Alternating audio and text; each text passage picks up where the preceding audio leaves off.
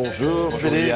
Depuis quelques années, les arbres fruitiers avaient un peu moins la cote dans les jardins pour plusieurs raisons, parce que trop grands et puis difficiles à entretenir. Ils font leur grand retour. Pourquoi? Et vous nous parlez de ça aujourd'hui parce qu'il y a une raison particulière? C'est encore le moment de les planter jusqu'à mi-mars. Après, on pourra encore en conteneur puisqu'on peut planter toute l'année aujourd'hui. Mais c'est près de 20 millions d'arbres fruitiers qui vont être vendus en France cette année. Et c'est le grand retour des fruitiers. Pas n'importe lesquels, effectivement, vous l'avez dit, pas ceux qui sont très grands, où on doit monter sur une échelle, les récolter, pas ceux où il faut attendre 4 à 5 ans avant de manger son premier abricot. Alors lesquels? Mais des petits arbres fruitiers à hauteur d'homme. Ils font à peu près 2 mètres maximum de hauteur. Quels fruits?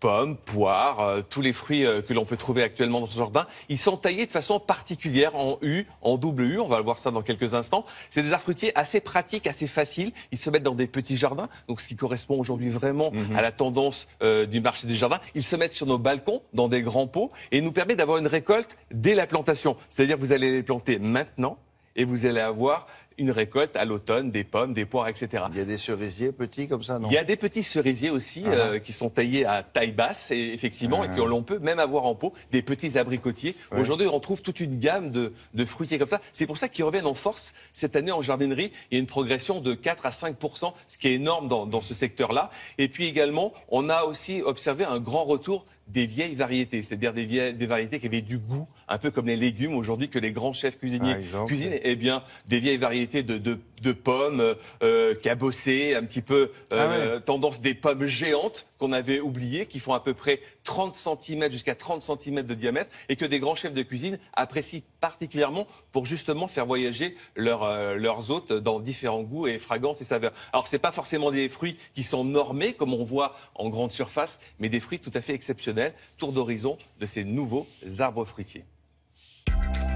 Lorsque l'on décide de planter un arbre fruitier, il faut choisir la bonne variété, mais également tenir compte de l'espace disponible. Pour les petits espaces, la solution existe, les formes palissées. L'intérêt d'avoir un fruitier palissé dans un jardin, c'est son côté plat, donc sur des petites surfaces, c'est très intéressant. Même en épaisseur, on peut être dans des jardins un peu exigus. Et en plus, on récupère des fruits, on mange ses propres fruits. Les avantages sont nombreux. L'éclaircissement et l'aération sont excellents. La lutte contre les insectes et les maladies, plus facile.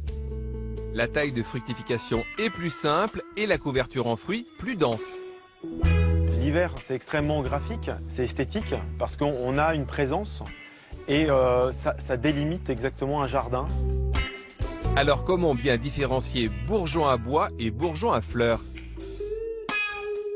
La mise à fruits, elle est très simple, il ne faut pas se compliquer la vie.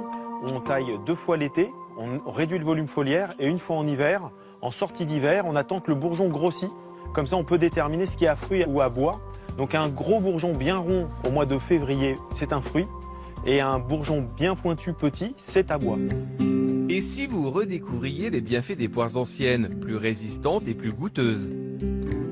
Les poires tendance, c'est les poires anciennes, bien sûr. Grand champion, avec un goût délicat, qui est aussi à cuire ou à croquer. Et après, l'autre poire qui est aussi intéressante, c'est la beurre éclergeau. Une poire un peu moins connue, mais qui mérite d'être appréciée, notamment pour des tartes. Des pommes, oui, mais pas celles du commerce. Misez sur l'originalité pour épater vos amis. Les pommes tendance sont encore des pommes anciennes, comme la Sans Parler de Pisgood, qui est une pomme d'apparat, donc une très grosse pomme, rigolote, qui est aussi bien à couteau ou à cuire. Et aussi la Granny Smith, c'est une pomme très connue pour son petit côté acidulé, pour les tartes ou à croquer aussi, très sympa. Allez, lancez-vous dans cette belle aventure. La plupart des variétés peuvent aussi se planter dans de très gros pots. Et pour la taille, ne vous en faites pas, car on dit souvent que mieux vaut une mauvaise taille que pas de taille du tout. Voilà, vous les trouverez en jardinerie en ce moment. Là, maintenant, en ce moment, à planter, prêt à planter. Merci Philippe, à tout à l'heure.